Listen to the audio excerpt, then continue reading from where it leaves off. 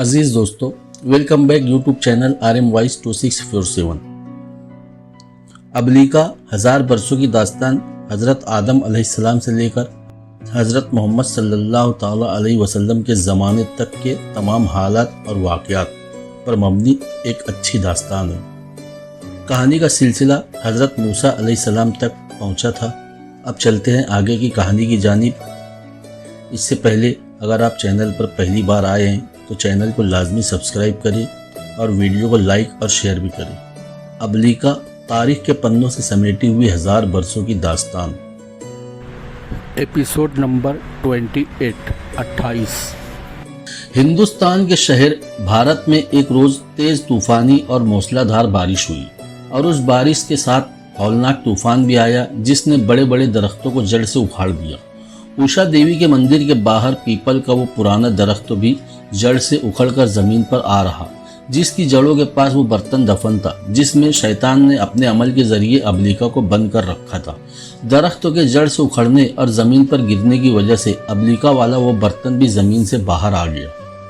बारिश के दूसरे रोज भारत शहर के 2 लकड़हारे उस दरख्त को काटने के लिए आए और अभी वो दरख्तों को काटने का अमल शुरू करने ही वाले थे कि उस बर्तन के अंदर से उन्हें अबलीका की हल्की सी आवाज़ सुनाई दी। ऐ मेहरबान और रहमदिल लकड़हारों, मेरा नाम अबलीका है। इब्लीस ने एक हौलनाक अमल के जरिए मुझे इस बर्तन में बंद कर दिया था जो इस वक्त तो दरख्तों की इन जड़ों के पास पड़ा है। तुम इस बर्तन को उठाकर इस कदर जोर से ज़मीन पर मारो कि ये टूट जाए और उसके अंदर की मिट्टी बिखर जाए। तुम्हारे ऐसा करने से मैं आज़ाद हो जाऊंगी। और सुनो, मैं एक बेज़रर रूह हूँ। अगर तुमने मुझे आज़ादी दी तो मैं उषा देवी के इस मंदिर के अंदर से तुम्हें इस कदर नकदी ला कर दूंगी कि तुम दोनों की ज़िंदगी आराम और सुकून और फरागत और खुशहाली से गुजर जाएगी। दोनों लकड़हारे ये आवाज़ सुनकर खौफजदा हो गए और पीछे हट गए। अबलीका ने फिर उन लकड़हारों की मिन्नत समाजत की और कहा, ऐ नेक दिल लकड़हारों, खौफजदा ना हो, मैं एक रूह ज़रूर हूँ पर तुम्हें कोई नुकसान न पहुँचाऊँगी। तुम आगे बढ़कर जड़ों के पास पड़े बर्तन को उठाओ और जोर से जमीन पर पटक दो। दोनों लकड़हारों ने इस बार हिम्मत की, एक दूसरे की तरफ गौर से देखा, आंखों ही आंखों में कोई फैसला किया और फिर कदरे झिझक कर आगे बढ़े। उनमें से एक ने बर्तन को उठाकर अपने दोनों हाथों पर फिजा में बुलंद किया और पूरे जोर से दरख्तों के तने पर पटक दिया। लकड़हारे के इस अमल से बर्तन टूट गया और उसके अंदर भरी हुई मिट्टी बिखर गई। उसके साथ ही फिजा के अंदर एक हौलनाक चिंगाड़ सुनाई दी, जैसे बादल जोर से गरजे हो या सहरा में तेज आंधियों ने रेत के टीलों को उखाड़ फेंकना शुरू कर दिया हो। दोनों लकड़हारों ने कानों में उंगलियां ठोसकर आंखें बंद कर ली। फिर फिजा में खामोशी और सुकूत तारी हो गया। दोनों लकड़हारे कुछ संभल कर पीछे हटे और फिर अपने कुल्हाड़े संभाल कर दरख्तों को काटने के अमल में शुरू हो गए कि उन दोनों के पैरों के पास नकदी से भरी हुई चमड़े की एक थैली आ गिरी। उसके साथ ही अबलीका की आवाज़ उनकी समाहत से टकराई, ऐ मेरे अजीज़ व मेहरबान और नेक दिल लकड़हारों, नकदी की ये थैलियाँ तुम दोनों का इनाम है जिसका मैंने तुम दोनों से वादा किया था। ऐ मेरे मेहरबानों, तुम्हारी कोशिशों से मैं आज़ाद हुई हूँ। मैं तुम दोनों की ममनून हूँ। अब तुम ये नकदी की थैलियाँ उठाओ और अपने घरों को जाओ। इनमें इस कदर नकदी है कि तुम दोनों अपने अहले खाना के साथ बेफिक्री और माश की कसमकस से आज़ाद होकर पुरसुकून ज़िंदगी बसर कर सकते हो। पर ऐ मेरे मोहसिनों, इस हादसे और नकदी की इन थैलियों का किसी से जिक्र न करना, वरना लोग तुमसे ये नकदी छीन लेंगे। अब तुम जाओ और अपने अपने हिस्से की नकदी को राजदारी के साथ अपने इस्तेमाल में लाओ।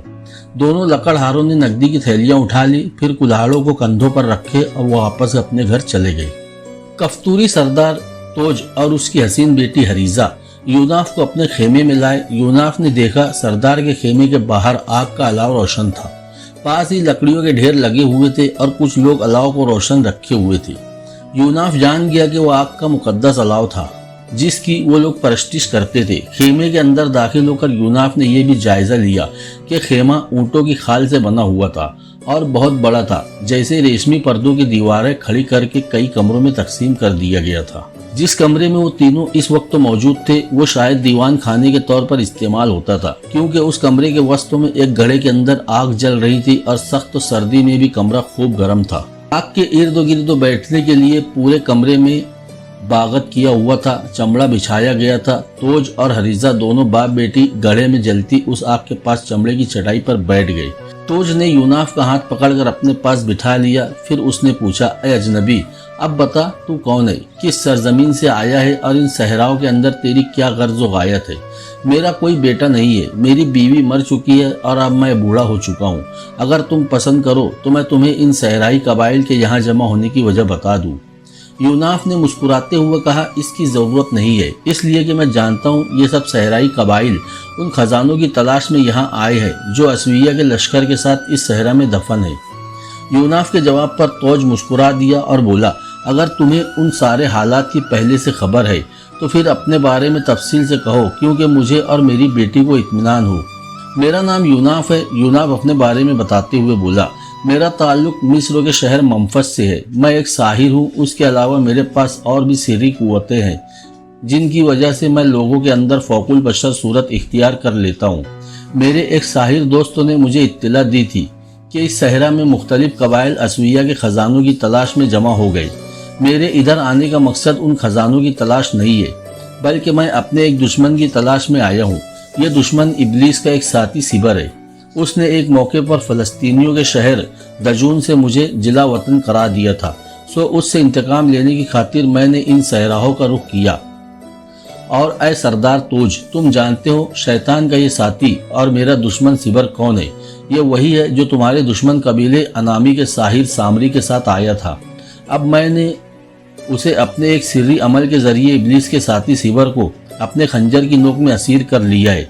अब मैं उसे एक ऐसी अजियत में मुब्तला करूंगा कि ये न जिएगा न मरेगा। ये तुम लोग जो मेरे खंजर की नोक में उभरती चिंगारियों को देख रहे हो, ये सिबर की यहाँ असीरी के बाइस है। यूनाफ जरा रुका, फिर कहने लगा, ऐ सरदार तोज, इन सहराओं में दाखिल होने के बाद सामरी के एक साथी साहिर ने, कि जिसका नाम अलमान है और जो मेरे अकीदतमंदों में से है, मुझे तफसील से बताया कि सहरा का यह हिस्सा कफ्तूरी कबीले की मिल्कियत है और दूसरे कबाइल ज़बरदस्ती यहाँ आ घुसे हैं। लिहाजा ऐ सरदार, मैं उन जालिमों के मुकाबले में तुम्हारी पूरी मदद करूँगा। आह यूनाफ, जिस बात के लिए मैं तुमसे इल्तिमास करना चाहता था वो बात तुमने खुद ही कह दी। तोज ने यूनाफ के कंधे पर शफकत और प्यार से हाथ रखते हुए कहा, और ऐ यूनाफ, मैं तुम्हारा ममनून हूँ कि तुम मेरी और मेरे कबीले की मदद पर आमादा हो गए हो। और सुनो, मैंने कसलूही कबीले को भी अपने साथ मिला लिया है। एक तो मेरी बीवी और हरीजा की माँ उस कबीले से थी और दूसरे कसलूही मेरे साथ मुखलिस और हमदर्द भी है। ऐ यूनाफ, ये जो तुम हमारी मदद और यानत पर रजामंद हुए हो तो उसके लिए मैं तुम्हारी ये खिदमत करूंगा कि इन सहराओं से हासिल होने वाले खजानों में से एक बहुत बड़ा हिस्सा तुम्हारी नजर करूंगा। यूनाफ ने उसका कंधा थपाया और बोला, ऐ सरदार, मैं किसी खजाने की हिरिस या लालच के तहत तुम्हारी मदद पर आमादा नहीं हुआ। मैं बगैर किसी मुआवजे और उजरत की तवक्को के तुम्हारी मदद करूंगा। सहरा के इस हिस्से के तुम मालिक हो, लिहाजा यहाँ दफन खजानों से इस्तेफादा करने के भी तुम ही हकदार हो, और मैं इस सिलसिले में तुम्हारे दुश्मनों के खिलाफ तुम्हारा भरपूर साथ दूंगा। तूज सर खुशी के आलम में उठा और यूनाफ से कहा, ऐ यूनाफ, मेरे मोहसिन, तुम थोड़ी देर यहाँ बैठो। मैं और हरीजा कफ्तूरी और कसलुई कबाइल को ये खुशखबरी सुना कर आते हैं कि अनामी और फतरूसी कबाइल की तरह तुम्हारी सूरत में हमारे पास भी एक ज़बरदस्त शहरी कुव्वत है। अगर हमारे दुश्मनों के पास सामरी और उसके साथी हैं तो तुम उन सब पर भारी हो। और ऐ यूनाफ, गुज़िश्ता जंगों में जो कि हमारे दुश्मन कबाइल के साथ हुई, उनमें चूँकि हम ज़ेर दस्त रहे, इसलिए हमारे कबाइल के औरतें क्या और मर्द क्या, एक दूसरे से सब ही इन हालात में परेशान है। लेकिन जब हम उन्हें तुम्हारे मुतालिक बताएंगे तो उनके हौसले बुलंद हो जाएंगे और वो दुश्मनों के खिलाफ फिर कमर बस्ता हो जाएंगे। ऐ यूनाफ, मैं समझता हूँ कि तुम्हारे आने से हमारे कबाइल में हिम्मत व कुव्वत की एक नई रूह दौड़ जाएगी। तोज खामोश हुआ तो हसीन व पुरकशिश हरीजा ने पहली बार यूनाफ को मुखातब करके गहरी मुस्कुराहट और दिल आवेजी से कहा, कहीं ऐसा न हो कि हम दोनों बाप बेटे अपने लोगों की खुशखबरी सुनाकर वापस आए तो तुम माफूकुल बशर अंदाज में यहाँ से गायब हो चुके हो। अगर ऐसा हुआ तो हमें सख्त नदामत का सामना करना पड़ेगा। क्या मैं उम्मीद रखूं कि तुम यहाँ से गायब ना होंगी? यूनाफ ने एक जोरदार कहका लगाया, फिर कहा, ऐ बिन्ते तोज, क्या तुम मुझे ऐसा ही गैर जिम्मेदार और मतलून मिजाज ख्याल करती हो?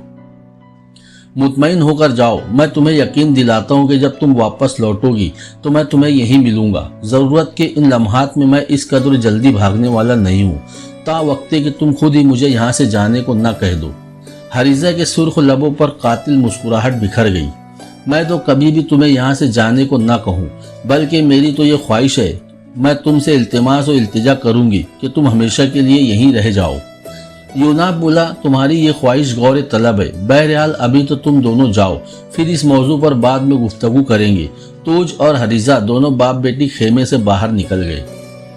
तोज और हरीजा अभी अपने खेमे से निकले ही थे कि यूनाफ ने अपनी गर्दन पर अबलिका का लम्स महसूस किया, वही हरीरी और रेशमी लम्स जो यूनाफ की नस नस और रोम रोम में एक दिल पसंद लज्जत और रूहानी इत्मीनान और कल्बी सुकून तारिक कर देता था। अबलिका के इस हरीरी लम्सों पर यूनाफ यूं चौंका जैसे उसकी उम्मीद और तवक्को के खिलाफ कोई बहुत बड़ी खुशी हासिल हो गई हो। उसके साथ ही यूनाफ पुकार उठा, अबलिका, अबलिका तुम कैसी हो, कहाँ रही हो मेरी हबीबा। अनगिनत बार तुम्हें याद किया, आवाज़ें दे देकर पुकारा, लेकिन कोई रद्द अमल ना हुआ। क्या तुम मेरे साथ नाराज़ हो गई थी? अबलिका ने जब कोई जवाब ना दिया तो यूनाफ ने अपनी गर्दन को झिंझोड़ डाला और पूछा, तुम बोलती क्यों नहीं? इस बार अबलिका की कर्ब, दर्द और शिकवों से भरपूर आवाज़ उभरी, यूनाफ मेरे हबीब, तुम इंतहाई बेमुरव्वत हो। वैसे तो तुम मुझे अपनी महबूबा, अपनी जान और अपनी रूहानी बीवी कहकर पुकारा करते थे, लेकिन इतना अरसा मेरी खबर तक न ली कि मैं किस कर्ब और किस अजाब में गिरफ्तार हूँ। उसके बाद अबलिका ने शैतान के जाल में फंसने और फिर लकड़हारों के जरिए रिहाई पाने तक के सारे हालात कह दिए। अबलिका के हालात सुनकर यूनाफ उदास हो गया और उसकी गर्दन झुक गई। अबलिका ने उसकी यह हालत देखते हुए नरमी और मोहब्बत से कहा, अब तुम बोलते क्यों नहीं, गर्दन क्यों झुक गई है? यूनाफ ने गर्दन उठाई और कहा, अय अबलिका, पहले मेरे हालात भी गौर से सुनो, फिर फैसला करना कि इस मामले में मेरा कोई कसूर है या नहीं। अबलिका की मोहब्बतों और चाहतों में डूबी हुई आवाज़ सुनाई दी, अच्छा कहो क्या कहते हो? जवाब में यूनाफ ने इबलीस और आरिफ के हाथों लोहे के पिंजरे में कैद किए जाने से लेकर अब तक के सारे हालात तफसील से सुना डाले। फिर पूछा, अबलिका अब बताओ, क्या इसमें मेरा कोई जुर्म और कसूर है? यूनाफ की इस दास्तान के जवाब में अबलिका ने मुस्कुराती और खिलखिलाती हुई आवाज़ में कहा, यूनाफ मेरे हबीब, कसूर तुम्हारा है न मेरा। हम दोनों ही अपनी अपनी जगहों पर बेबस और मजबूर थे। चंद दो सानियों तक यूनाफ खामोश रहकर कुछ सोचता रहा, फिर अबलिका को मुखातब करके बोला, अय अबलिका मेरी हबीबा, शुरू में जब मेरी तुम्हारी राह रस्म हुई थी और तुम मेरे साथ वाबस्ता हुई थी तो मैंने तुमसे दो सवाल किए थे। एक ये कि तुम्हारी असलियत क्या है और इस कायनात के अंदर बंदों में से तुम्हारा किस जिस्म के साथ ताल्लुक रहा है, और दूसरा ये कि क्या ऐसा मुमकिन नहीं कि जब तुम मेरे पास आती हो और मेरे लिए मुख्तलिफ अनवा के काम सर अंजाम देती हो उस वक्त मैं तुम्हारे सरापा को देख सकूं। आज मैं एक बार फिर तुमसे यही दो सवाल करता हूँ। खेमे के अंदर चंद लम्हे तक सुकूत रहा, फिर अबलिका की आवाज़ यूनाफ की समाअत से टकराई, यूनाफ मेरे हबीब, अपने पहले सवाल के लिए किसी मुनासिब वक्त का इंतज़ार करो, तुम्हारा दूसरा सवाल तो उसे मैं आज हल कर दूंगी। ऐ मेरे हबीब, मैं तुमसे एक बात ये भी कहना चाहती थी कि मेरे और तुम्हारे दरमियान ऐसा ताल्लुक़ होना चाहिए कि अगर मैं किसी कर्ब में हूँ तो तुम भी मेरी मदद कर सको और ये जान सको कि मैं कहाँ और किस हाल में हूँ। इस तरह हम दोनों को अलहदा करना नामुमकिन नहीं तो बेहद मुश्किल ज़रूर हो जाएगा।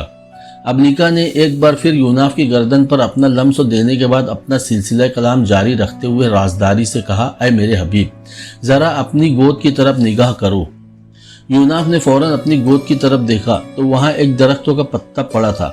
यूनाफ ने उसे उठा लिया, साथ ही अबलिका की आवाज़ फिर उभरी, ऐ यूनाफ, इस पत्ते पर दो तरह की तहरीरें हैं। अगर तुम ऊपर वाली तहरीर पढ़ा करोगे तो मैं तुम्हें हौले की सूरत में दिखाई दिया करूंगी, लेकिन एक बात याद रखना कि मैं जिस वक्त तो आकर तुम्हारी गर्दन पर अपना लम्स देती हूँ उस वक्त तो मेरा रूप कुछ और होता है। इस तरह जब मुख्तलिफ मौके पर मैं तुम्हारी मदद को आती हूँ उस वक्त तो ज़रूरत और मौके महल के एतबार से मेरा रूप कुछ और होता है।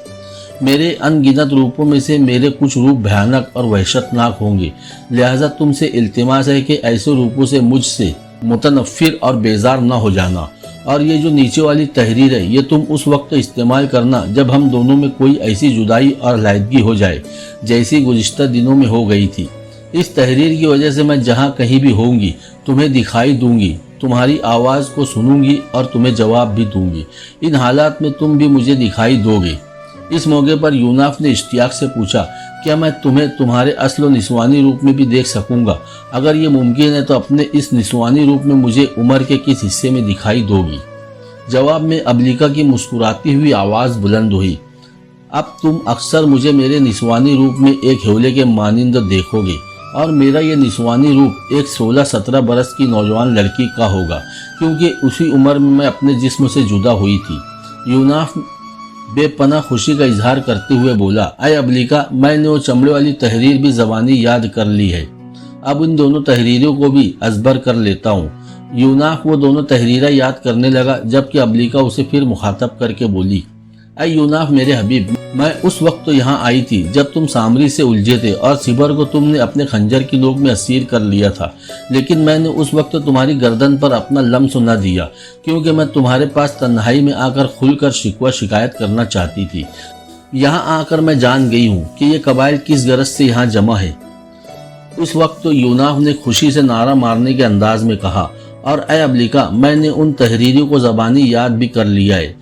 उनमें इस तहरीर को इस्तेमाल करके तुम्हें अपने सामने देखूंगा और ये कहूंगा कि पहली बार इस वक्त तुम मेरे सामने अपने असल यानी निस्वानी रूप में आना। क्योंकि यूनाफ कहते कहते खामोश हो गया, क्योंकि उस मौके पर अबलिका की फिक्रमंद सी आवाज़ आई और उसने उसकी बात काटते हुए कहा, यूनाफ उठो और इस खेमे से बाहर निकलो।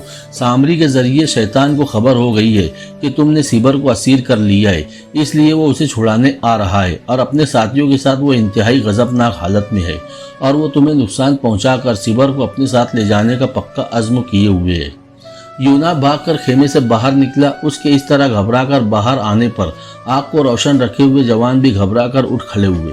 यूनाफ ने तहरीरों वाला पत्ता आग में डाल दिया, क्योंकि उनको वो ज़बानी याद कर चुका था। इस मौके पर सरदार तोज और हरीजा भी वापस आ गए। हरीजा ने फिक्रमंदी से यूनाफ से पूछा, आप इस कदर जल्दी में कहाँ जा रहे हैं? यूनाफ ने तेज तेज लहजे में कहा, तुम दोनों बाप बेटी एक तरफ हटकर खड़े हो जाओ। सामरी इब्लीस और उसके साथियों के साथ इसी तरफ आ रहा है। इब्लीस अपने साथी को मुझसे छुड़ा कर ले जाना चाहता है। मैं खेमे से बाहर ही इब्लीस और उसके साथियों का सामना करूंगा। तोज और हरीजा घबराकर एक तरफ हट गए और आग के पास बैठे जवानों के अलावा कबीले के और बहुत से लोग भी वहां जमा हो गए। उस दौरान अबलिका की आवाज़ यूनाफ की समाअत में रस घोल गई। ऐ यूनाफ, एक बार इस तहरीर का अमल करने के बाद तुम मुझे उस वक्त तक देख सकोगे जब तक तुम पलकें न झपको। अगर तुमने पलक झपकी तो ये अमल दोबारा करना पड़ेगा। यूनाफ ने इस बात में गर्दन हिला दी। उसके बाद फिर अबलिका की आवाज़ उसकी समाअत से टकराई। यूनाफ मेरे हबीब, दाईं तरफ खुली जगह पर जाकर खड़े हो जाओ। इब्लीस अपने साथियों के साथ अब करीब आ गया है। सामरी भी उनके साथ है। मैं अब अपना रूप बदलने लगी हूँ।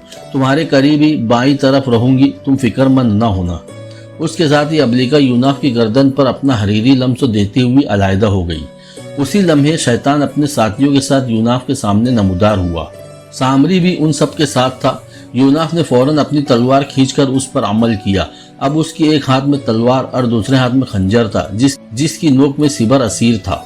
इस मौके पर यूनाफ ने वो तहरीर दोहराई जिसकी वजह से वो अबलिका को देख सकता था। तहरीर दोहराने के बाद जब उसने अपनी बाईं तरफ देखा तो वो दंग रह गया। सहरा के अंदर अबलिका एक बहुत बड़े से अजदहे की सूरत में खड़ी थी। अजदहे का फन जो किसी चट्टान की तरह था, कई गज तक जमीन से ऊपर उठा हुआ था। उसने ये भी देखा कि अजदहे की आंखें मुसलसल शैतान पर जमी हुई थी। करीब आकर शैतान ने जब यूनाफ पर अपना वार करना चाहा तो उसी लम्हे अजदहे ने अपना बहुत बड़ा और भयानक मुंह खोला और फिर उसके मुंह से तेज तूफान की सूरत में इस जोर से आग निकली कि उस आग ने आंधी की तरह सहरा की रेत को भी अपनी लपेट में ले लिया। उस आग की आंधी के बाईस जो रेत के जर्रे फिजा में उड़े वो भी तपकर अंगारों की तरह सुर्ख हो गए थे। फिर यह आतिशी आंधी इब्लीस की तरफ लपकी और इस जोरदार अंदाज से पुरकुवत तरीके से लपकी कि इब्लीस इंतहाई बेबसी के आलम में पतंग की तरह फिजा में बुलंद हो गया था। सहरा में इब्लीस के इस तरह बेबसी से फिजा के अंदर पतंग की तरफ बुलंद होने और अबलिका की तरफ से आग का तूफान नमूदार होने के हैरत अंगेज और खर के आदत इंकशाफात देखकर कसलूही और कफ्तूरी कबाइल के लोगों में खौफ व हिरास और वहशत व वीरानी तारी हो गई थी। ऐसे मुहर्रिकात पहले कभी उनके देखने में नहीं आए थे, लिहाजा वो एक दूसरे से हैरत व ताज्जुब और परेशानी व खदशात का इजहार कर रहे थे। जबकि सरदार तोज और हरीजा यूनाफ को अपना हमदर्द और मुखलिस व हिमायती बताकर लोगों को पुरसुकून और मुतैन रखने की कोशिश कर रहे थे। शैतान ने अबलिका की तरफ से निकलने वाली तूफानी आग की वजह से फिजा में बुलंद होने के बाद अबलिका के खिलाफ जवाबी कार्रवाई की इब्तिदा की और फिजा में ही शाहाब व शाकिब की तरह आग के एक गोले की सूरत इख्तियार कर गया। उसके साथ ही उसके चारों साथी भी उसकी मदद करने के लिए उसी जैसे शरारों की सूरत इख्तियार करके फिजा में उससे जा मिले थे।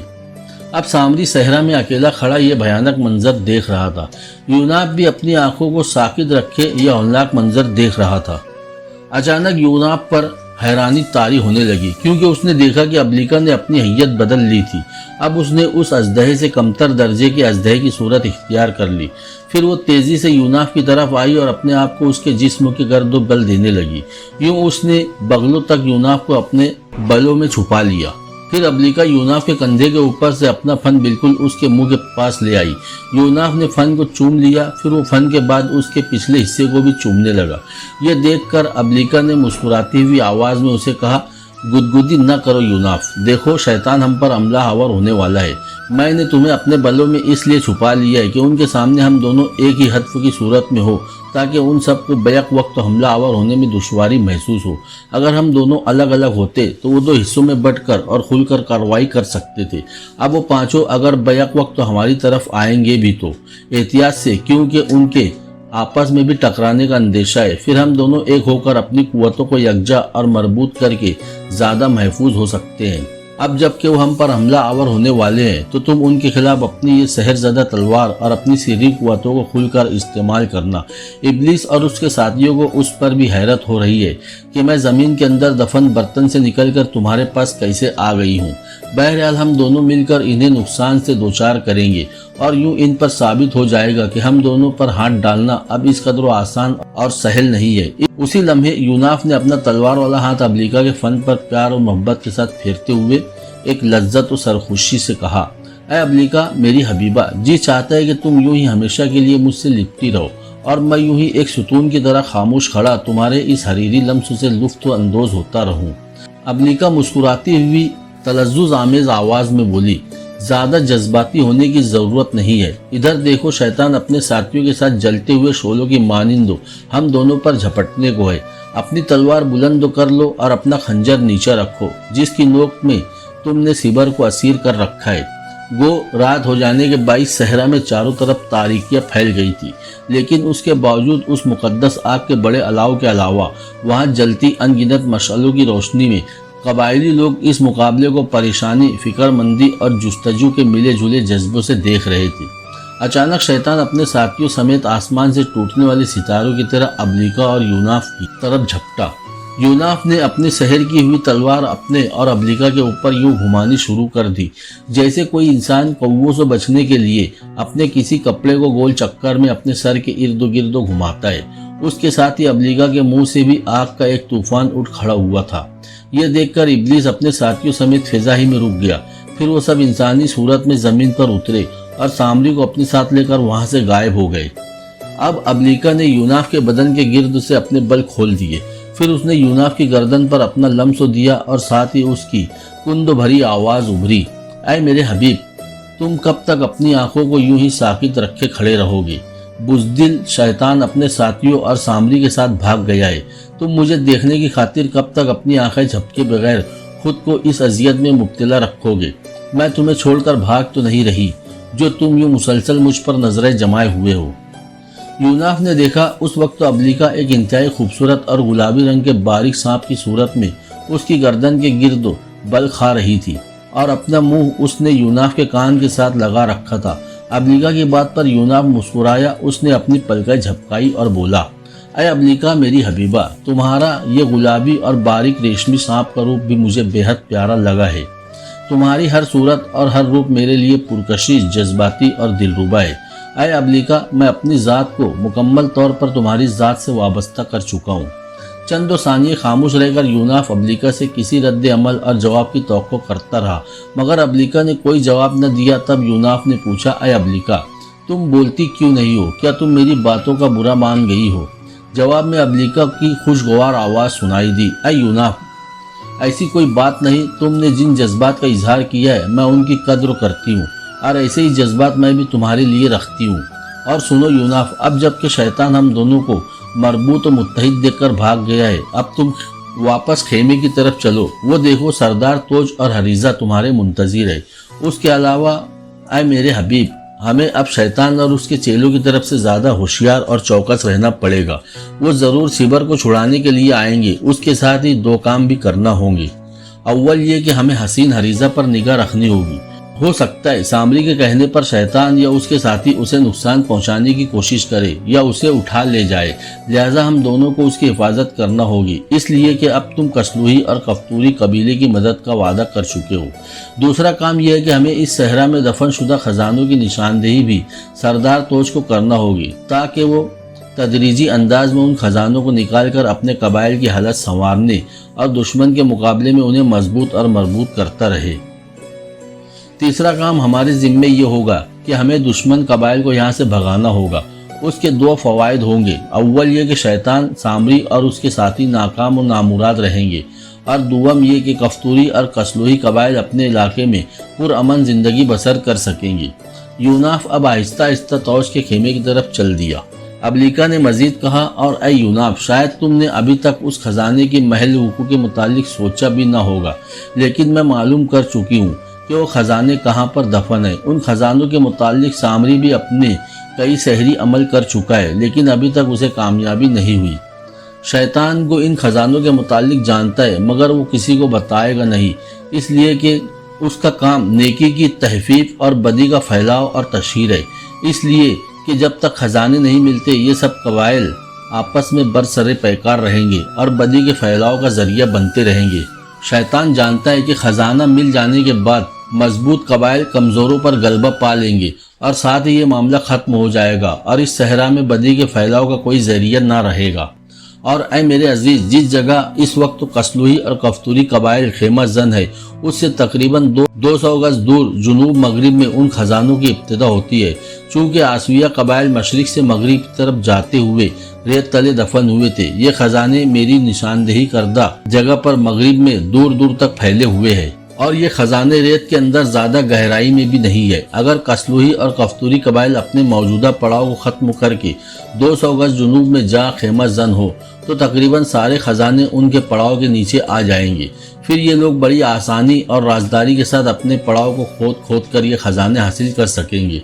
यूनाफ चूंकि अब तूज के करीब आ गया था, इसलिए उसने अबलीका से कहा, अय अबलीका, तुम अपनी बात जारी रखो। उस दौरान तोज ने उसका हाथ पकड़ लिया और उसे लेकर खेमे की तरफ चल पड़ा, जबकि अबलीका अपनी बात जारी रखते हुए कह रही थी, यूनाफ मेरे हबीब, अनामी और फतरूसी कबाइल के लोगों को समुंदर के रास्ते कश्तियों के जरिए भी इमदाद और कुमक पहुंच रही है। ऐसी एक कुमक मजीद चंद दो दिनों तक यहाँ पहुँचने वाली है। अगर हम उन कबाइल के इस कुमक के जरिए को काट दें, तब भी हम उन कबाइल को सहरा के इस हिस्से से पड़ाव उठाकर भागने पर मजबूर कर सकते हैं। अबलीका फिर खामोश हो गई, क्योंकि खेमे के अंदर जलती आग के पास वो दबागत किए हुए चमड़े पर यूनाफ, तोज और हरीजा बैठ गए थे। फिर हरीजा ने अपनी शहद भरी आवाज में पूछा, अय यूनाफ, ये रात की तारीकी में फिजाओं के अंदर से टूटने वाले सितारों की तरह आप पर यह हमला आवर होने वाले कौन थे, और आपके बाएं पहलू से जो आग की एक आंधी उठी थी वो कैसी थी? हरीजा के सवालात पर यूनाफ मुस्कुराया और बोला, ये जो टूटने वाले सितारों के मानिंद हमला आवर हो रहे थे वो तो इब्लीस और उसके साथी थे, जो इन सहराओं में सामरी की मदद को आए हैं। और आतिशी आंधी एक ऐसी कुव्वत की तरफ से थी जो हर वक्त मेरी मदद के लिए मेरे साथ रहती है, और आज भी उसी की वजह से इब्लीस अपने साथियों के साथ नाकाम और नामुराद होकर भाग गया है। हरीजा ने उस पर खुशी का इजहार किया और साथ ही उसकी रसीली आवाज बुलंद हुई, ये बातें मैं अपने कबाइल को बेहतर तौर पर समझा सकूंगी। इस तरह उन पर सवार दहशत और खौफ जाता रहेगा। यूनाफ ने राजदारी से तोज को मुखातब किया और कहा, ऐ सरदार, जो बातें मैं अब तुमसे कहने वाला हूँ उन्हें गौर से सुनो कि उनमें तुम्हारे लिए ही फवायद है।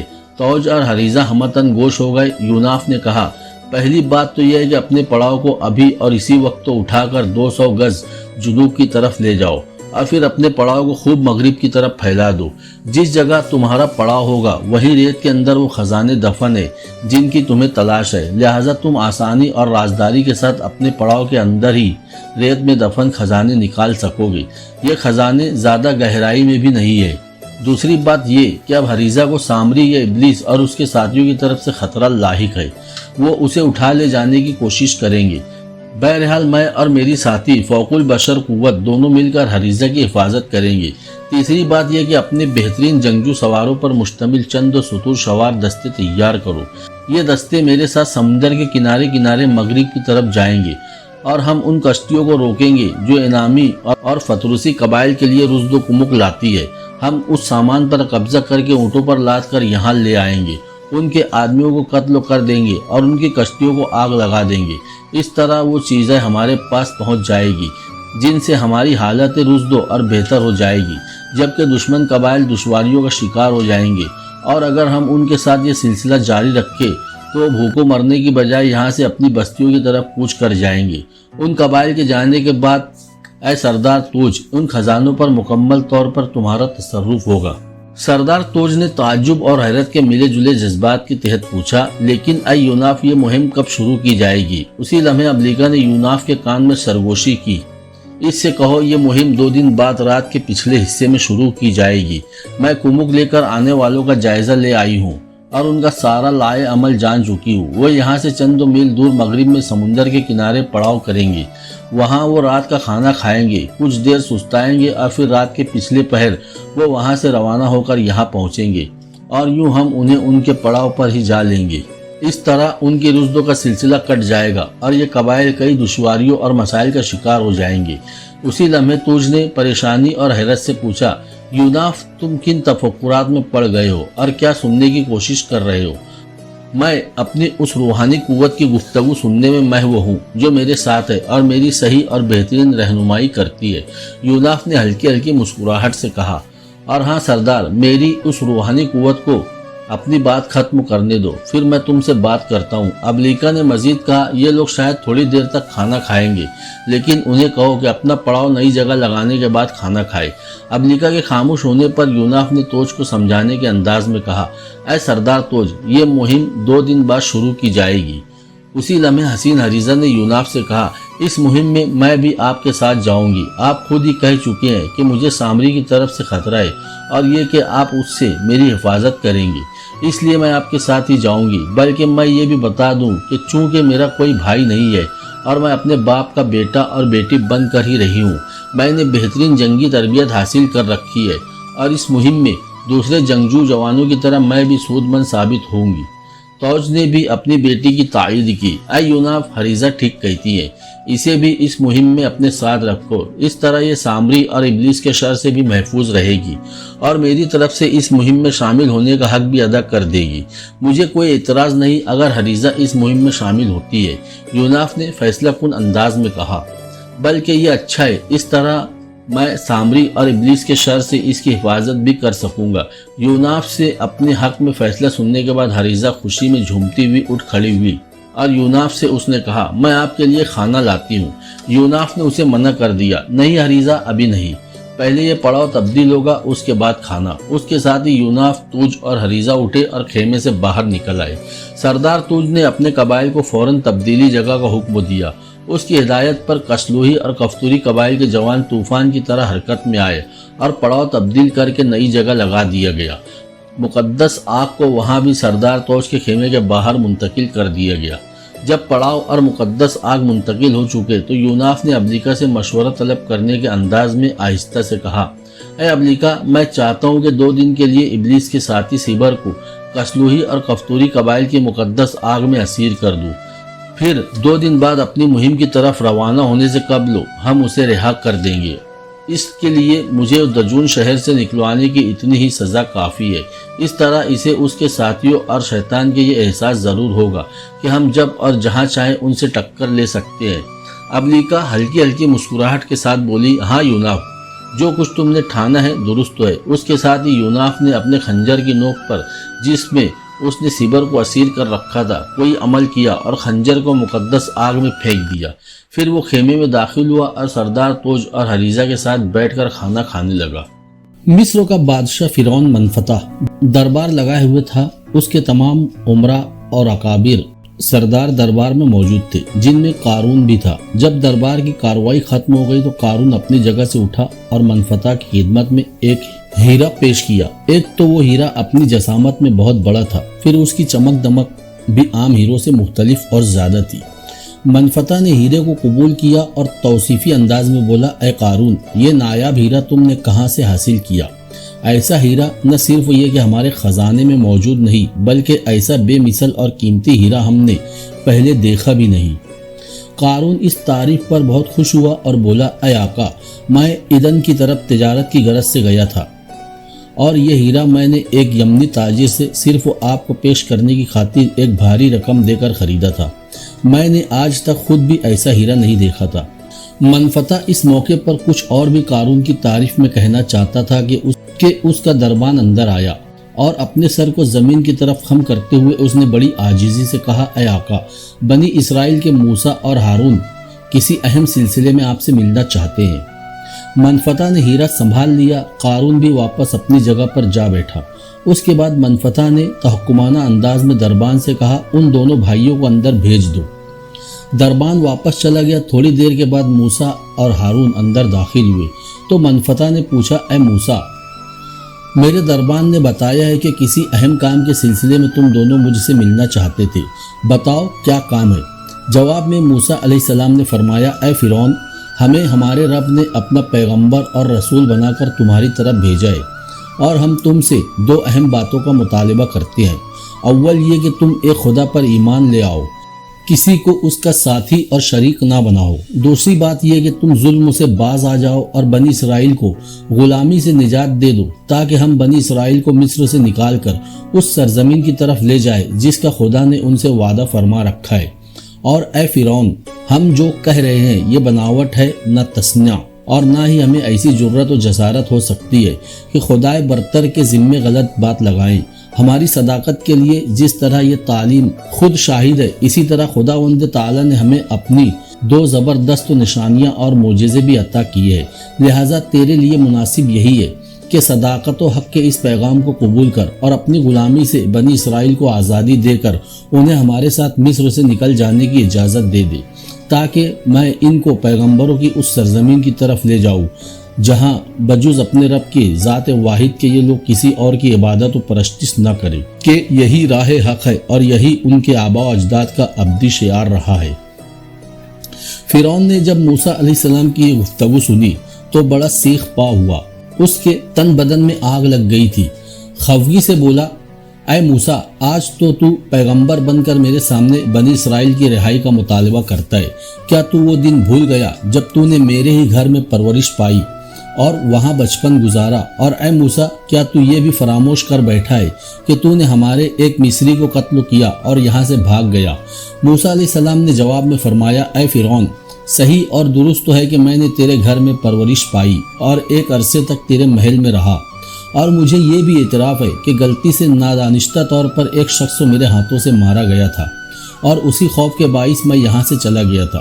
لیکن یہ میرے رب کی رحمت کا کرشمہ ہے کہ اس نے تمام بے کسانہ مجبوریوں کی حالت میں تیرے ہی گھر میں میری پرورش کا سامان کیا، اور یہ تم ہی لوگوں کی غلطی کے باعث ہوا کہ نہ تم بنی اسرائیل پر ظلم کرتے، نہ ان کے بچوں کا قتل عام کرتے، اور نہ میں تمہارے ہاں پرورش پاتا۔ اور پھر یہ مجھ پر میرے رب کا بہت بڑا احسان ہے کہ اس نے مجھے دنیا کی سب سے بڑی نعمت نبوت سے سرفراز فرمایا۔ موسیٰ کو خدا کی طرف سے تلقین کر دی گئی تھی کہ فرعون کو سمجھانے میں نرمی اور لطف و مہربانی کو پیش نظر رکھے، لہٰذا انہی ہدایت کے مطابق آپ نے فرعون کے طعن و تشنیع کو خندہ پیشانی سے برداشت کیا۔ فرعون نے پھر موسیٰ علیہ السلام سے کہا، ہم مصریوں کے عقیدے میں تو تربیت کائنات کا معاملہ ہمارے را دیوتا کے سپرد ہے، اور دنیا میں را دیوتا کا صحیح مظہر مصر کا بادشاہ یعنی فرعون ہوتا ہے، کیونکہ را سے فرا اور فرا سے فرعون بنا، اس لیے را دیوتا کے اوتار کی حیثیت سے میں ہی یعنی فرعون رب ہوں۔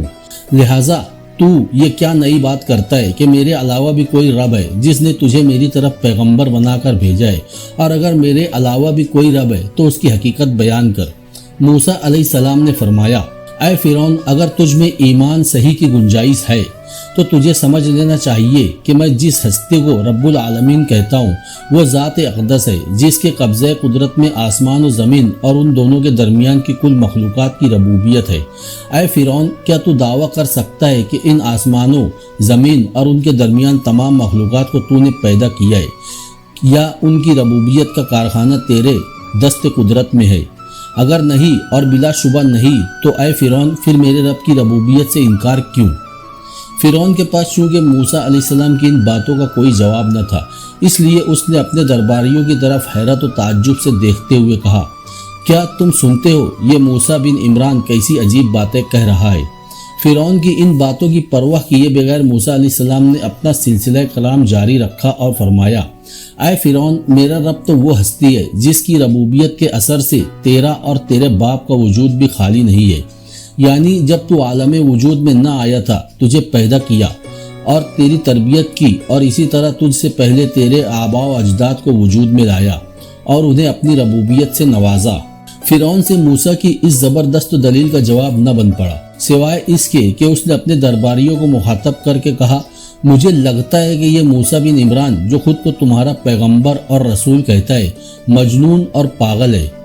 اس موقع پر موسیٰ علیہ السلام نے مزید نرم اور دل نشین پیرایہ بیان میں خدا کی ربوبیت کو واضح کیا اور اس سے فرمایا، اے فرعون یہ جو مشرق و مغرب کی ساری درمیانی کائنات نظر آتی ہے اس کی ربوبیت جس کی دست قدرت میں ہے، میں اس کو رب العالمین کہہ کر پکارتا ہوں۔ غرض موسیٰ نے اپنے رب کے حکم کے مطابق کمال شیریں کلامی اور نرم گفتاری سے فرعون اور اس کے درباریوں کو راہ حق دکھانے کا فرض ادا کیا۔ فرعون کی تحقیر و توہین اور مجنون جیسے سخت و الفاظ خاموشی کے ساتھ برداشت کیے اور اس کی رشد و ہدایت کے لیے بہترین جوابات دیے۔ آپ نے فرعون کو شرک سے باز رہنے اور خدائے واحد کی بندگی کرنے کی پوری تلقین کی۔ فرعون کے پاس چونکہ موسیٰ علیہ السلام کی ان باتوں کا کوئی جواب نہ تھا، لہٰذا اس نے بات کا رخ ہی بدل دیا اور موسیٰ علیہ السلام سے پوچھا، اے موسیٰ جو کچھ تو کہہ رہا ہے اگر اسے صحیح تسلیم کر لیا جائے تو پھر ہم سے پہلے گزرے ہوئے لوگوں کا کیا حال ہوا؟ کیونکہ ہم سے پہلے کے لوگ اور ہمارے باپ دادا جن کا عقیدہ تیری اس تبلیغ کے مطابق نہ تھا، کیا وہ سب عذاب میں گرفتار اور جھوٹے ہیں؟ موسیٰ علیہ السلام جان گئے کہ فرعون کج بحثی پر اتر آیا ہے اور ان کے اصل مقصد کو الجھانا چاہتا ہے، اس لیے آپ نے فوراً جواب دیا، اے منفتح ان پر کیا گزری اور ان کے ساتھ خدا کا کیا معاملہ رہا اس کی ذمہ داری نہ مجھ پر ہے نہ تم پر، اس کا علم میرے رب کے پاس محفوظ ہے۔ ہاں میں یہ بتا دوں کہ میرا رب بھول چوک اور خطا و نسیان سے پاک ہے، جس نے جو کچھ کیا ہے اس کے معاملے میں کوئی ظلم نہ ہوگا۔ جب موسیٰ علیہ السلام کی گفتگو نے فرعون کو مکمل طور پر شرمسار کر دیا تو اس نے اپنے درباریوں سے کہا، اے میرے درباریوں میں نہیں جانتا کہ میرے علاوہ بھی تمہارا اور کوئی رب ہے۔ اس کے بعد فرعون نے اپنے وزیر حامان کو مخاطب کر کے کہا، اے حامان اینٹیں آگ میں پکاؤ، پھر ان اینٹوں سے ایک بہت بلند عمارت بنواؤ، شاید اس عمارت پر چڑھ کر میں موسیٰ کے رب کا پتہ لگا سکوں، اور میں تو بلا شبہ اس موسیٰ بن عمران کو جھوٹا خیال کرتا ہوں۔ حامان کو یہ حکم دینے کے بعد فرعون نے فیصلہ کن انداز میں کہا، اے موسیٰ اگر تو نے میرے سوا کسی اور کو معبود قرار دیا تو میں تجھے قید میں ڈال دوں گا۔ موسیٰ علیہ السلام نے پھر بڑا معقول جواب دیا، اے فرعون اگر میں تیرے سامنے اپنے خدائے واحد کی جانب سے واضح نشانی پیش کروں تب بھی کیا تو میرے ساتھ ایسا ہی کرے گا؟ فرعون نے اس بار کچھ مرعوب ہو کر کہا، اگر تو اس بارے میں واقعی سچا ہے تو پھر تو مجھے کوئی نشانی دکھا۔ فرعون کے اس مطالبے پر موسیٰ علیہ السلام نے فرعون کے سامنے اپنا عصا زمین پر ڈال دیا۔ عصا نے اسی وقت ایک اژدہے کی صورت اختیار کر لی اور سب نے دیکھا کہ وہ حقیقت تھی، کوئی نظر کا دھوکہ نہ تھا۔ اس کے ساتھ ہی موسیٰ علیہ السلام اپنے دائیں ہاتھ کو گریبان میں لے گئے۔ جب آپ نے ہاتھ باہر نکالا تو سب نے دیکھا کہ ان کا وہ ہاتھ روشن ستارے کی طرح چمکتا ہوا نظر آ رہا تھا۔ فرعون یہ سب دیکھ کر لرز اٹھا۔ اس کے درباریوں نے جب ایک اسرائیلی کے ہاتھوں میں اپنے بادشاہ اور اپنی قوم کو شکست تو دیکھی تو وہ تلملا اٹھے اور کہنے لگے، بلا شبہ یہ بہت بڑا جادوگر ہے اور یہ ڈھونگ اس نے اسی لیے رچایا ہے کہ ہم پر غالب آ کر تمہیں ہی تمہاری سرزمین سے نکال باہر کرے، لہٰذا ہمیں اب یہ سوچنا ہے کہ اس بارے میں کیا ہونا چاہیے۔ تب منفتح اور اس کے درباریوں نے باہم مشورہ کیا اور یہ طے پایا کہ فی الحال موسیٰ و ہارون کو مہلت دی جائے۔ اس دوران میں تمام سلطنت سے ماہر جادوگروں کو اپنے مرکزی شہر میں جمع کیا جائے، پھر ان ساحروں کے ساتھ موسیٰ علیہ السلام کا مقابلہ کرایا جائے، اور جب ان جادوگروں کے مقابلے میں موسیٰ علیہ السلام شکست کھا جائے تب ان کے سارے ارادے خاک میں مل جائیں گے۔ اپنے درباریوں کے ساتھ یہ معاملہ طے کرنے کے بعد منفتح نے موسیٰ علیہ السلام سے کہا، اے موسیٰ ہم خوب سمجھ گئے ہیں کہ تو اس ہیلے سے ہمیں مصر سے بے دخل کرنا چاہتا ہے، لہٰذا اب تیرا علاج اس کے سوا کچھ نہیں کہ مصر کے بڑے بڑے جادوگروں کو جمع کر کے تجھے شکست دی جائے۔ اب تیرے اور ہمارے درمیان مقابلے کے دن کا معاہدہ ہونا چاہیے، اور جو معاہدہ ہوگا نہ ہم اس سے ٹلیں گے اور نہ تم اس کے خلاف ورزی کرنا۔ اے موسیٰ، اب بولو تم کیا کہتے ہو، اور جو ساحر تمہارے مقابلے کے لیے ہم جمع کریں گے تم ان سے کب اور کس روز مقابلہ کرنے کے لیے رضامندی کا اظہار کرتے ہو؟ ہم مقابلے کا دن بھی تمہاری مرضی سے طے کرتے ہیں، تاکہ جب تم ہار جاؤ تو تمہیں یہ کہنے کا موقع نہ ملے کہ ہم نے اپنی سہولت اور بہتری کا کوئی دن مقرر کر لیا تھا۔ فرعون کی اس متکبرانہ گفتگو کے جواب میں موسیٰ علیہ السلام نے فرمایا، اے فرعون، چند 2 ہفتوں تک تمہارا سالانہ جشن اور میلے کا دن آ رہا ہے، اس کام کے لیے یہی جشن کا دن بہتر ہے۔ اس دن سورج بلند ہونے پر ہم سب کو مقابلے کے لیے اس میدان میں ہونا چاہیے۔ تمہارے اس میلے کا دن اس لحاظ سے بھی بہتر ہے کہ اس میلے میں دور دراز کے علاقوں سے بھی مصری لوگ یہاں جمع ہوتے ہیں، اور میں چاہتا ہوں کہ سب لوگ اپنی آنکھوں سے دیکھیں کہ حق کیا ہے اور باطل کیا ہے، معجزہ کیا ہے اور سحر کیا ہے۔ بہرحال فرعون منفتح کے ساتھ مقابلے کا دن مقرر کر کے موسیٰ علیہ السلام اور ہارون دونوں بھائی اس کے دربار سے رخصت ہو گئے۔ منفس شہر میں را دیوتا کے بڑے معبد کے صدر دروازے سے ایک روز 2 گھڑ سوار داخل ہوئے۔ ایک پجاری کے پاس آ کر ان دونوں سواروں نے اپنے گھوڑوں کو روکا، پھر ان میں سے ایک نے اس پجاری سے پوچھا، اے مقدس پجاری، ہم تھیبس شہر سے آئے ہیں، ہمارے پاس فرعون منفتح کی طرف سے تمہارے بڑے پجاری شمون کے نام ایک پیغام ہے، کیا تم ہماری رہنمائی کرو گے کہ ہم اس معبد میں شمون سے کہاں مل سکتے ہیں؟ پجاری نے بڑی نرمی اور شائستگی سے جواب دیا، تم دونوں میرے ساتھ آؤ۔ وہ دونوں سوار اپنے گھوڑوں سے اتر پڑے، پھر گھوڑوں کی باگ تھامے خاموشی سے اس پجاری کے ساتھ ہو لیے۔ تھوڑی دیر بعد پجاری ان دونوں سواروں کو لے کر معبد کے وسطی حصے میں ایک خوبصورت سکونتی عمارت کے سامنے آ رکا۔ وہاں کھڑے پجاری کے کان میں اس نے کچھ کہا، پھر پیچھے ہٹتے ہوئے ان دونوں سواروں سے کہا، تم دونوں اپنے گھوڑوں کو یہی باندھ دو، میں نے اپنے ساتھی پجاری سے کہہ دیا ہے، تم اس کے ساتھ اندر چلے جاؤ، یہ تمہیں بزرگ و شمعون سے ملا دے گا۔ دونوں سواروں نے اپنے گھوڑے عمارت کے باہر باندھ دیے اور دوسرے پجاری کی رہنمائی میں عمارت میں داخل ہو گئے۔ پجاری ان کو لے کر ایک کمرے میں داخل ہوا جس میں مصر کا سب سے بڑا ساحر اور رات دیوتا کا بڑا پجاری شمعون اپنے اور بہت سے ساتھی پجاریوں کے ساتھ آتش دان کے پاس بیٹھا ہوا تھا۔ جاڑے کا موسم عروج پر ہونے کی وجہ سے گو باہر سردی تھی، لیکن کمرے میں جلتے آتش دان کی وجہ سے وہاں خوب گرمی اور سکون تھا۔ پجاری نے شمعون کو مخاطب کر کے کہا، اے آقا، تھیبس شہر سے فرعون منفتح کے 2 قاصد آئے ہیں اور آپ کے نام بادشاہ کا کوئی پیغام لائے ہیں۔ اندھے شمعون نے ہاتھ سامنے کو لہراتے ہوئے کہا، ان دونوں کو میرے سامنے بٹھاؤ کہ میں ان سے گفتگو کر سکوں۔ پجاری نے دونوں قاصدوں کو شمعون کے سامنے لا بٹھایا، پھر وہ خود بھی ایک طرف ہٹ کر کھڑا ہو گیا۔ پھر اندھا شمعون بولا، اے شاہی قاصدوں، تم دونوں میرے نام کیا پیغام لائے ہو؟ دونوں میں سے ایک قاصد شمعون کو مخاطب کر کے بولا، اے بزرگ شمعون، بنی اسرائیل کا ایک جوان کے نام جس کا موسیٰ ہے، اس نے فرعون منفتح اور اس کے سارے درباریوں کے سامنے دعویٰ کیا ہے کہ وہ رب العالمین کی طرف سے اس کی طرف پیغمبر بنا کر بھیجا گیا ہے۔ اس نے فرعون سے 2 مطالبات کیے ہیں، اول یہ کہ سارے دیوتاؤں کے اتباع کو ترک کر دیا جائے اور صرف اس خدائے واحد کی عبادت کی جائے جو سب کا خالق و مالک ہے، اور کسی کو اس کا شریک نہ ٹھہرایا جائے۔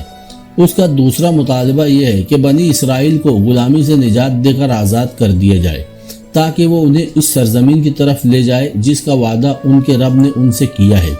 اے بزرگ شمعون، فرعون منفتح نے موسیٰ بن عمران سے پیغمبر ہونے کی نشانی طلب کی، تو اے بزرگ شمعون جانتے ہو کیا ہوا؟ اندھے شمعون نے بےتاب ہو کر پوچھا، کیا ہوا؟ موسیٰ بن عمران نے اپنے ہاتھ میں جو عصا پکڑ رکھا تھا وہ اس نے بھرے دربار میں فرعون کے سامنے ڈال دیا۔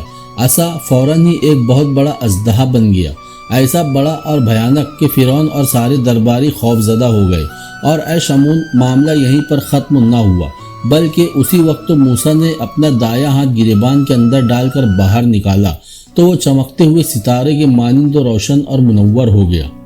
ان دونوں خر کے عادت چیزوں نے فرعون اور سارے درباریوں کو فکر مند کر دیا، اور وہ یہ خیال کرنے لگے کہ موسیٰ اور اس کا بھائی ہارون جو اس سارے معاملے میں اس کا ساتھی تھا، دونوں مل کر انہیں حکومت سے محروم کر کے مصر کی سرزمین سے نکال باہر کرنا چاہتے ہیں۔ اے شمون، فرعون منفتح نے یہ فیصلہ کیا ہے کہ اپنے ماہر جادوگروں سے موسیٰ بن عمران کے اس جادو کا مقابلہ کرایا جائے اور اسے اس مقابلے میں نیچا دکھا کر اس کے سحری اثر کو زائل کر دیا جائے، اس لیے کہ اس نے عصا سے جو اژدہا بنایا اور اپنے ہاتھ کو جو ستارے کی طرح چمکاتا ہوا کر دکھایا، تو ان دونوں واقعات کا درباریوں سے نکل کر اب عام لوگوں پر بھی اثر ہو رہا ہے اور لوگ موسیٰ سے متاثر اور خوف زدہ دکھائی دیتے ہیں۔ پس اسی خوف کو زائل کرنے کے لیے موسیٰ کے ساتھ اپنے ماہر ساحروں کا مقابلہ رکھا گیا ہے، اور یہ مقابلہ یوم الزینتا کے روز سورج تھوڑا سا چڑھ آنے پر ہوگا۔ پس اے بزرگ شمون، تمہارے نام فرعون منفتح کا پیغام یہ ہے کہ یوم الزینتا کے موقع پر اپنے ماہر ساحروں کے ساتھ تھیبس پہنچ کر موسیٰ کا مقابلہ کرے۔ قاصد ذرا رکا، پھر دوبارہ بولا، اے بزرگ شمون، گو فرعون نے اپنی طرف سے تمام شہروں کو ہرکارے بھجوا دیے ہیں تاکہ وہ وہاں کے ماہر جادوگروں کو مقررہ دن وہاں آنے کی دعوت دے، لیکن فرعون نے کہا ہے کہ آپ چونکہ مصر کے سب سے بڑے اور ماہر جادوگر تسلیم کیے جاتے ہیں اور سب ساحر آپ کا احترام کرتے ہیں، لہٰذا آپ اپنی طرف سے بھی مختلف شہروں کے ساحروں کو پیغام بھجوائے کہ وہ مقررہ دن کو جمع ہو کر موسیٰ کا مقابلہ ضرور کرے۔ بوڑھا شمون گہرے تفکرات اور سوچوں سے نکلتے ہوئے بولا، میں سارے ساحروں کو یہ پیغام تو بھجوا دوں گا، پر اے فرعون منفتح کے قاصد، میں تو اب تک یہی سوچ رہا ہوں کہ اس اسرائیلی جوان موسیٰ بن عمران نے ایسے خرق عادت کمالات کا مظاہرہ کیسے کیا؟ اگر وہ کوئی ماہر جادوگر ہے تو اس نے یہ سحری تعلیم کہاں سے حاصل کی؟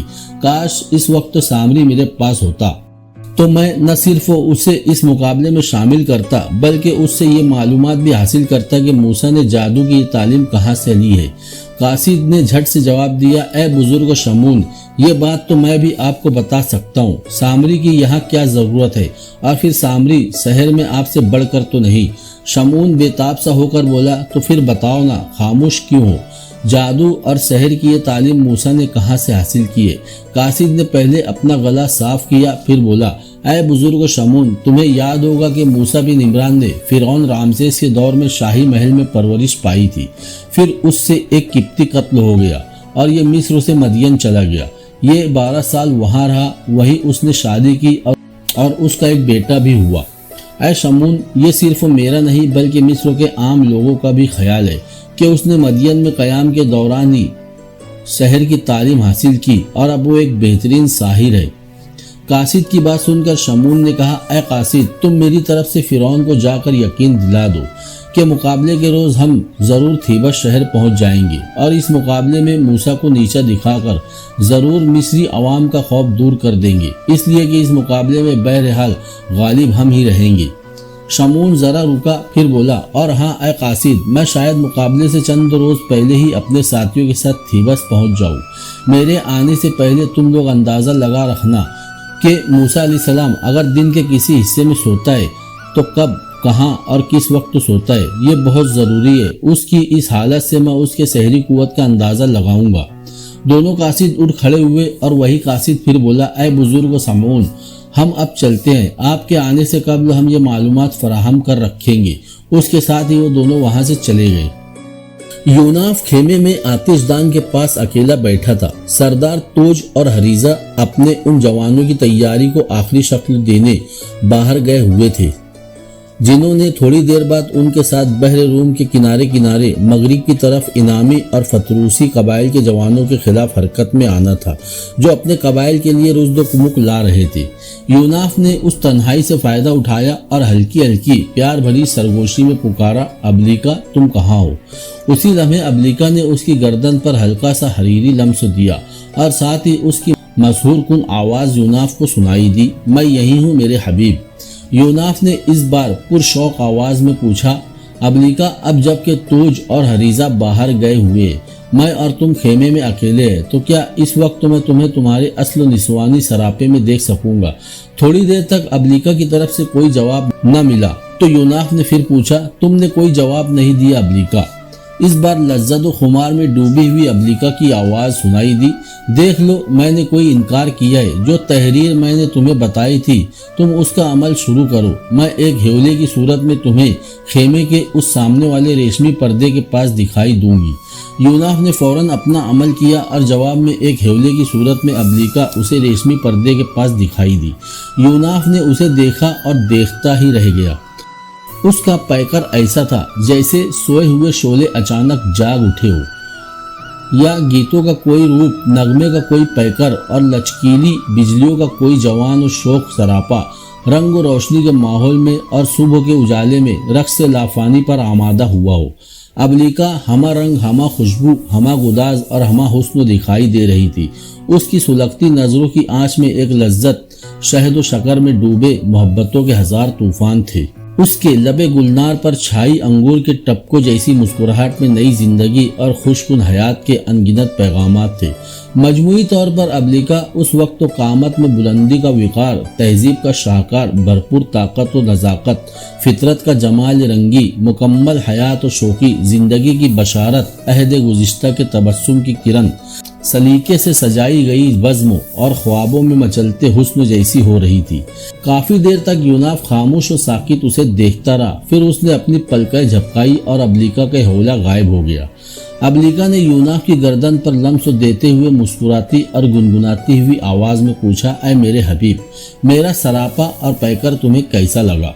यूनाफ के लबों की मुस्कुराहट गहरी हो गई और वो बोला, ऐ अबलिका, मैंने तुम्हारे इस पैकर में ऐसी चाहत व तलब, ऐसी मोहब्बत व ख्वाहिश, ऐसी कशिश व रग़बत और ऐसी दिलपजीरी व तस्कीनी देखी है कि जी चाहता था अपनी जगह मुंजमिद व पत्थर होकर हमेशा के लिए तुम्हें देखता ही रहूं। काश मैं तुम्हें छू सकता, तुम्हारा लम्स महसूस कर सकता। हल्के हल्के हंसते हुए अबलिका ने पूछा, तुम्हारी गर्दन पर जो लम्स मैं देती हूँ क्या ये काफ़ी नहीं है? इसलिए कि दुनिया में मेरा तुम्हारा जैसा रिश्ता और ताल्लुक है वो किसी को नसीब ना हुआ होगा। यूनाफ ने फिर भरपूर खुशी से कहा, ऐ अबलिका, मुझे तुम्हारी इस रफ़ाकत और रिश्ते व ताल्लुक पर फ़ख्र है, पर ऐ अबलिका, क्या ये मुमकिन नहीं कि मैं तुम्हें? यूनाफ खामोश हो गया क्योंकि सरदार तोज और हरीजा खेमे में दाखिल हो रहे थे। हरीजा इस वक्त तो मर्दाना जंगी लिबास में इंतहाई पुरकशिश और खूबसूरत दिखाई दे रही थी। करीब आकर हरीजा यूनाफ को मुखातब करते हुए बोली, हमारे जिन मुसल्लह जवानों को आपके साथ मुहिम पर रवाना होना है वो कूच के लिए तैयार है और आपके हुक्म के मुंतज़िर है। यूनाफ मुंह से तो कुछ न बोला, ताहम वो फौरन अपनी जगह पर उठ खड़ा हुआ। खेमे से निकलकर वो बाहर जलते मुकद्दस आग के अलाव के पास आया। एक लकड़ी की मदद से उसने आग के अंदर से अपना खंजर निकाला। खंजर की नोक अब भी रोशन और चमकदार थी, हालांकि सारा खंजर आग में तप कर खूब सुर्ख हो चुका था। उसी लम्हे अबलिका ने उससे पूछा, ऐ मेरे हबीब, क्या करने लगे हो? क्या तुम सिबर को आग की इस हौलनाक असीरी से आज़ाद करने लगे हो? यूनाफ नर्म आवाज़ में जवाब देते हुए बोला, सिबर के लिए ये 2 दिन की असीरी और ये हौलनाक सज़ा ही काफ़ी इबरत खेज है, और आइंदा ये सोच समझ कर मुझ पर हाथ डालने की कोशिश करेगा और फिर हम शैतान और उसके साथियों की तरफ पुरअज़ शैतानियत नहीं, माफ़ कर देना ही बहुत बड़ी कामयाबी है। उसके साथ ही यूनाफ ने सिबर को असीरी से आज़ाद कर दिया। अपने जले हुए दस्ते का वो खंजर यूनाफ ने रेत में दबा दिया। फिर वो हसीन हरीजा के साथ उस तरफ आया जहाँ कसलूही और कफ्तूरी जंगजू खूब मुसल्ला होकर अपने ऊँटों पर तैयार बैठे उसकी के मुंतज़िर थे। उन दस्तों के अगली तरफ 2 खाली ऊँट थे। हरीजा ने इंतहाई लजाजत से यूनाफ से कहा, इनमें से एक ऊँट आपका और एक मेरा है। वो दोनों ऊँटों पर सवार हुए और मुख्तसर से उस लश्कर के साथ वहां से कूच कर गए। सूरज गुरूब हो चुका था और फिजा में तारीकी फैल गई थी। कसलूही और कफ्तूरी कबाइल के जंगजू जवानों के साथ यूनाफ और हसीन हरीजा बड़ी तेजी के साथ बहर रूम के किनारे किनारे मगरिब की तरफ बढ़ रहे थे। रात जरा ही गुजरी थी कि वो हरत नाम के कस्बे के करीब समुंदर के किनारे आग के अलाव जलते देखकर रुक गए। यूनाफ ने अपने ऊँट की नकील खींच ली। उसे देखकर हरीजा और फिर सारे जवानों ने अपने ऊँटों को रोक लिया। उसके साथ ही यूनाफ ने पुकार कर कहा, अबलिका तुम कहाँ हो? अबलिका ने उसकी गर्दन पर लम्स दिया और साथ ही उसकी आवाज़ यूनाफ की समाअत से टकराई। मैं यही हूँ मेरे हबीब, क्या बात है? यूनाफ फिर बड़ी नर्म आवाज में बोला, अय अबलिका, तुम जरा उन इनामी और फतरूसी कबाइल के अहवाल तो मालूम करके आओ जो आग के अलाव के गिरदो पड़ाव किए हुए है। अबलिका कुछ कहे बगैर यूनाफ की गर्दन से हट गई। चंद ही सहातों के बाद उसने फिर यूनाफ की गर्दन पर लम्स दिया और बोली, अय मेरे हबीब, वो सामने जो इनानी और फतरूसी जवान खेमा जन है अपनी बस्तियों और शहरों की तरफ से खुर्दनोश का सामान लेकर आ रहे हैं। कश्तियों को उन्होंने साहिल पर चढ़ा रखा है और उनमें सामान भरा हुआ है। आग के अलाव के गिर्द वो खाना खाकर दफे बजा रहे हैं और गीत गा रहे हैं। वो इस वक्त तो मुसल्ला नहीं है, अगर अचानक उन पर हमला कर दिया जाए तो वो भाग निकलेंगे। उस दौरान कुछ सरकर्दा जवान अपने ऊँटों को हाँक कर यूनाफ के पास लाए। फिर उनमें से एक ने पूछा, अय हमारे अजीम सिपह सालार, आपने अपने लश्कर को रोक क्यों लिया है? क्या सामने कोई खतरा है या हमने दुश्मनों को आ लिया है? यूनाफ ने जवाब दिया, तुम्हारा अंदाजा दुरुस्त है, हमने दुश्मन को आ लिया है। इसी लम्हे अबलिका ने अपनी शीरी आवाज में कहा, अय यूनाफ, अब तुम्हारा क्या लाए अमल है? यूनाफ ने कुछ सोचा, फिर उसके चेहरे पर हल्की सी मुस्कुराहट उभरी। शायद उसने कोई हतमी फैसला कर लिया था। साथ ही उसने सरगोशी में कहा, अय अबलिका, इनामी और फतरूसी कबाइल के खिलाफ इस जंग में तुम भी भरपूर तरह हिस्सा लोगी, और वो इस तरह कि मैं कुछ ऊँट उन सवारों से खाली करा लेता हूँ। तुम उन ऊँटों को हाँक कर पड़ाव की तरफ ले जाना। वो सहरा में जब उन बेसवार ऊँटों को देखेंगे तो एक दूसरे से बढ़ चढ़कर उनको पकड़ने की पूरी कोशिश करेंगे, और जब वो उस कोशिश में मसरूफ होंगे तो मैं पुश्तों की तरफ से उन पर हमला आवर होकर उन्हें नेस्तो नाबूद कर दूंगा। उसके बाद हम उनका कश्तियों में लदा हुआ सामान अपने ऊँटों पर लादेंगे और कश्तियों को आग लगाकर यहाँ से कूच कर जाएंगे। अबलिका ने मुस्कुराती हुई आवाज में यूनाफ के कान में सरगोशी की, ऐ मेरे हबीब, तुम्हारा यह तरीका कार इंतहाई उम्दा और काबिल तारीफ है। तुम कुछ ऊँट खाली कराओ, मैं इस काम की अभी तकमील कराती हूँ। यूनाफ ने अपने लश्कर के कुछ जवानों को हुक्म दिया कि वो एक एक ऊँट पर दो दो सवार हो जाए और चंद ऊँट खाली कर दे।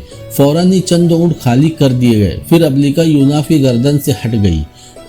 उसके साथ ही वो सारे ऊँट एक तरफ को बढ़ने लगे। शायद अबलिका उन्हें हाँकने लगी थी और उन ऊँटों को अबलिका आग के अलाव के पास ले गई। अलाव के गिर्दो बैठे अनामी और फतरूसी जवानों ने जब रात के इस अंधेरे में सहरा के अंदर उन ऊँटों को देखा तो परेशान हो गए और एक दूसरे को आवाज़ें देते हुए फौरन ही मुस्ताद और मुसल्ला होकर इधर उधर देखने लगे। लेकिन जब आग की तेज रोशनी में उन्होंने देखा कि ऊँट खाली है और उनके साथ कोई नहीं है तो उनके खदशात जाते रहे। लिहाजा वह ऊँटों को पकड़ने के लिए उनकी तरफ भागे। उस दौरान अबलिका भी हरकत में आ गई और उसने उस अंदाज में ऊँटों को हाँक दिया जैसे वो उन लोगों को आता देखकर भाग गए हो। यह देखकर अनामी और फतरूसी जवान और तेजी से उनका ताक़ुब करने लगे। इसी लम्हे अबलिका यूनाफ के पास आई और उसकी गर्दन पर लम्स देकर बोली, आई यूनाफ, दुश्मन के जवान ऊँटों के ताक़ुब में भाग रहे हैं, लिहाजा तुम अपनी कार्रवाई शुरू कर सकते हो। अपने साथियों के साथ यूनाफ हरकत में आया और ऊँटों का ताक़ुब करते हुए अनामी और फतरूही जवानों पर उसने हमला कर दिया। इस मौके पर सहरा के अंदर नारे हाय वहशत बुलंद करता हुआ वो निगाह बरहम और शोला राख की तरह उन पर टूट पड़ा। उसके हमलों में एक रक्स बर्क बारा और आतिशे रुए निगार थी। सहरा में वो दुश्मनों की हालत रेत की नाव झाग के मांझी, काट के घोड़ों और सीप के हाथियों जैसी कर रहा था जो तेज आंधियों में एक दूसरे से टकराकर टूट फूट गए थे। सहरा के उस हिस्से में यूं लगता था जैसे वाहिमों और जराहतों का तूफान उठाकर कोई इब्लीस रात की तारीकी में नाच उठा हो। एक बेबाक व भयानक और चालाक व सरकश हमला आवर की तरह यूनाफ ने लम्हों के अंदर इनामी और फतरूही जवानों को काट कर रख दिया। इस लम्हों की जंग से फारिग होने के बाद अपने साथियों के साथ यूनाफ सामान से भरी कश्तियों की तरफ गया। कश्तियाँ सामान खुर्द व नोश के अलावा जंगी सामान से भी लबरेज थी। यूनाफ के हुक्म पर जवानों ने आन की आन में सामान कश्तियों से निकालकर ऊँटों पर लाद लिया। उसके बाद समुंदर किनारे कश्तियों को एक जगह जमा करके उन्होंने आग लगा दी और फिर यूनाफ अपने साथियों के हमरा वहां से कूच कर गया। सामान से लदे हुए ऊँटों और अपने साथियों के साथ यूनाफ सुबह सवेरे कसलूही और कफ्तूरी कबाइल के पड़ाव में दाखिल हुआ। जिस वक्त तो सामान से लदे ऊँट توج کے خیمے کے سامنے بٹھائے جا رہے تھے۔ توج بھاگتا ہوا آیا اور یوناف کو گلے لگا لیا۔ اس کے بعد وہ اپنی بیٹی سے ملا، پھر خوشی سے بھرپور لہجے میں اس نے یوناف سے کہا، اے یوناف میرے عزیز، تم نے کسلوہیوں اور کفتوریوں کے لیے وہ معرکہ سر انجام دیا ہے جسے یہ اپنے لیے ضروری مگر ناممکن خیال کرتے تھے۔ اس مہم کے دو گہرے اثرات مرتب ہوں گے۔ اول یہ کہ انامیوں اور فتروسیوں کی عسکری قوت میں کمی آ جائے گی، کیونکہ کشتیوں پر ان کے سامان لانے والے وہ جوان ان کی بہترین جنگجو تھے اور گزشتہ تمام لڑائیوں میں یہ سب جوان یہاں موجود ہوا کرتے تھے۔ ان کی غیر موجودگی میں انامی اور فتروسی ہم سے لڑائی کی ابتدا نہ کرتے تھے۔ اب ان جوانوں کے مارے جانے سے انامیوں اور فتروسیوں پر ایک بھاری اور کاری ضرب لگے گی، اور اب یہ یوں ہی اندھے اونٹوں کی طرح منہ اٹھا کر ہم پر نہ چر دوڑا کریں گے، بلکہ ایسا کرنے کے لیے آئندہ انہیں خوب سوچ بچار سے کام لینا ہوگا۔ اور اس مہم کا دوسرا بہترین فائدہ یہ ہوا ہے کہ ہمیں صحرا کے اس حصے میں بلا قیمت خورد و نوش کا بہت سا سامان ہاتھ لگ گیا ہے، اور اے یوناف، اس مہم کو سر کرنے کے بعد اب ہمیں اور زیادہ محتاط رہنا ہوگا، اس لیے کہ اپنے جوانوں کی تلاش میں انامی اور فتروسی قبائل ان اطراف میں ضرور آئیں گے، اور اس کے لیے وہ ساحر سامری سے بھی کام لے سکتے ہیں۔ یوناف نے خوش طبعی سے کہا، جب ایسا وقت تو آیا تو دیکھ لیں گے۔ سردار توج نے اپنے جوانوں کو اونٹوں سے سامان اتار کر خیموں میں ذخیرہ کرنے کا حکم دیا اور خود یوناف اور حریزہ کا ہاتھ تھام کر خیمے کی طرف چل دیا۔ دوستو، ایپیسوڈ نمبر 28 یہاں پر مکمل ہوتا ہے۔ جلد ہی ملیں گے ایپیسوڈ نمبر 29 میں۔ تب تک اپنا ڈھیر سارا خیال رکھے۔ اللہ حافظ، اور جاتے جاتے چینل کو سبسکرائب کرنا نہ بھولے۔